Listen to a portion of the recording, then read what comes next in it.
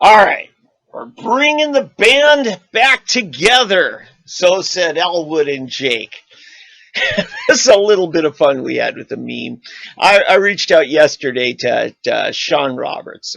Sean there over on, well, I guess you would call your right. Sean and Chuck Strom uh, are donning the Elwood position. We're the founders of the Platform Caucus.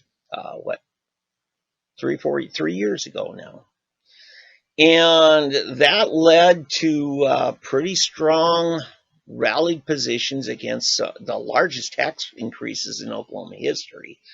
And there was probably a dozen or so of them, loosely, I'd say, depending on the issue, that just said, no, this is not what our party stands for. This is not what I ran on.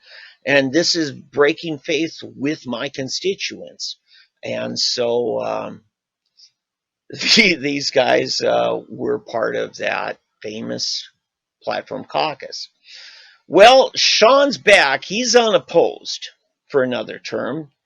Chuck is not back himself. I talked to him at a Christmas party this year, and he said, man, business is going really good for me right now. I am not interested in going back. And, I stood there with him and his wife, and I said, now I tell you who'd be a good candidate is Angela here, your wife. I said, she might be a better debater than you. She studies the issues, very knowledgeable. And so, anyway, sure enough, Angela announced that she's running for the seat that was formerly held by her husband, Chuck. This would be Jinx. And Jinx, I guess, going a little bit south towards Glenpool, and then maybe a little more over towards Bixby. So Angela is going to be running for that seat. So you're going to have a chance that you might see a Strom and a Roberts. It just won't be the same Strom there.